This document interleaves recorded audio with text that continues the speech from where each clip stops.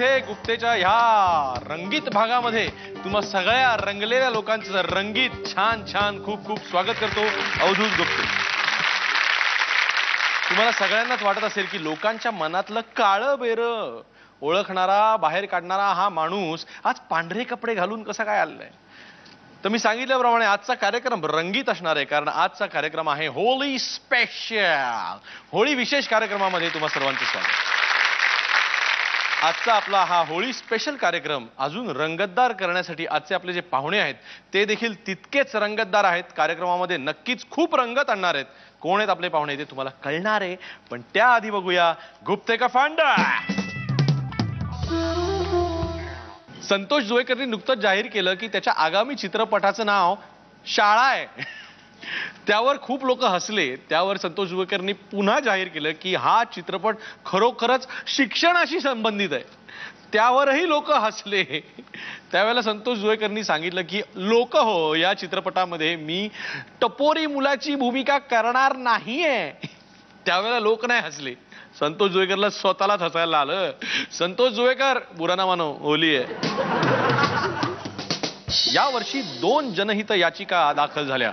एक म्हणजे plaster of पॅरिसची मूर्ती नसावी आणि दुसरी म्हणजे अप्सरा आली या गाण्यावर नृत्य होऊ नये.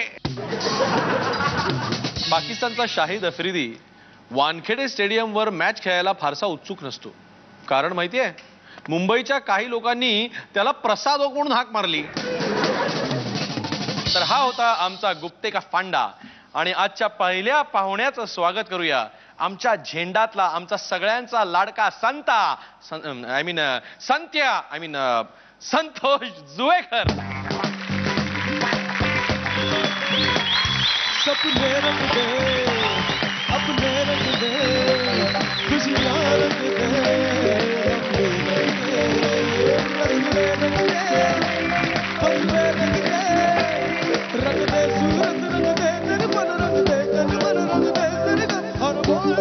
तुझ्या आजच्या कार्यक्रमामध्ये तुझ्या साथीला बसवण्यासाठी आम्ही एक, जरी त्या वयाने वृद्ध असल्या तरी देखील मनाने त्या कायम तरुण आहेत, अशा एक खूप छान काकूंना आम्ही बोलवलेलं आहे. त्यांना तुझं हो हो अशा अतिशय चांगल्या काकू तुझ्या बरोबर आम्ही आणलेल्या आहेत. तर तुला काय हरकत नाही ना? हो ना, सिनियर सिटीजन तुला हो ना, नक्की ना? मग त्यांचा अनादर वगैरे करू नकोस. नाही प्लीज. नाही, नक्की चांगला मुलासारखं वागशील. बोलू. जोरदार टाळ्यांनी काकूंचं स्वागत करूया. छान लाल साडी परिधान करून आपल्या समोर येत आहेत काकू रेडकर काकू.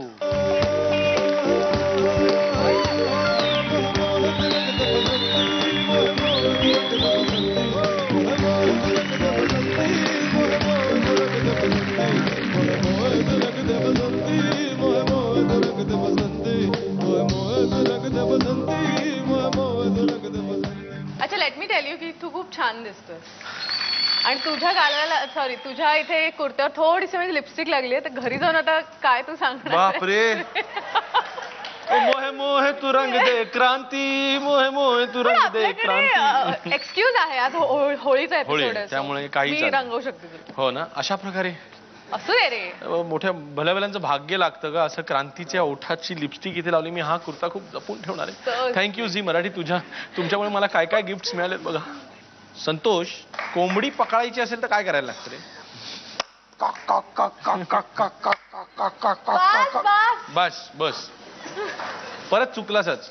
कॉक कॉक नाही, करायला लागतं. कॉक कॉक काय इंग्लिश कोंबडी आहे? नाही ना, कोंबडा म्हणून जायला लागतं ना पण. अच्छा, की कॉक आलाय. अच्छा, प्रत्येक गोष्टीला त्याच्याकडे काहीतरी एक्सप्लेनेशन आहे की मी कसा बरोबर आणि तुम्ही त्याच्या आयुष्यात जर का त्यांनी काय म्हणतात स्वतःचं जर का आत्मचरित्र लिहिलं ना कांती, त्याच्या आत्मचरित्राचं नाव काय असेल माहितीये का तुला? तुम्ही कधी कसे चुकलात. मी बरेच वेळा लोकांच्या चुका दाखवून देतो. हा चुकत नसतो कधी असं. हा कधीच नाही चुकत. म्हणून तुम्ही कसे कधी चुकलात आणि का चुकलात, का राहिला? क्रांती, ब्रेड मिळत नसेल तर केक खा. ह्या वाक्यामुळे काय घडलं माहितीये का तुला? काय घडलं विचारतोय मी. क्रांती घडली. क्या बात है. मला डिस्ट्रॅक्ट नाही केलं तर मी बरी उत्तरं देईन. कुठली क्रांती घडली होती? नाही, मी तुला ऑप्शन देतो. जर्मन क्रांती घडली होती, इंग्लिश क्रांती घडलेली होती, का चेकोस्लोवाकियन क्रांती घडली होती? चेकोस्लोवाकियन क्रांती घडली. Very good. अजिबात नाही, फ्रेंच क्रांती घडली होती. माझं फ्रेंच कच्चं आहे ना. जाऊ दे. असो, मग ही क्रांती नक्की कोणामुळे घडली? मी हो. आई वडिलांमुळे. नाही नाही, पण तो आज क्रांती रेडकर. असं मला वाटतं की मी पण ठरवून आले नव्हते की मला ऍक्ट्रेस व्हायचंय किंवा काय, बाय फ्लूकच झाले. अनेक इंटरव्ह्यूज मध्ये सांगितले मी की कशी झाले ऍक्ट्रेस वगैरे वगैरे. एक ऑडिशनला गेलेले, म्हणजे मी नव्हतेच देत, माझी मैत्रीण देत होती. आणि तिथे केदार सांगोवांगी ह्या एकांकिकेचं ऑडिशन घेत होता आणि तिथे लकीली त्यांनी मला स्पॉट केलं आणि सांगितलं की तू पण एक 4 वाक्य बोल. माझ्याकडे काही प्रिपेअर्ड नव्हतं, त्यांनी दिलेली 4 वाक्य मी वाचली. त्या एकांकिकेत सिलेक्शन झालं आणि त्याच्या पुढचा जो प्रवास, मग अनेक एकांकिका आणि मग प्रोफेशनल नाटक, मग मराठी थिएटर, मग हिंदी, मग इंग्लिश, मग सिनेमे आणि मग तो असा प्रवास माझा सुरू झाला.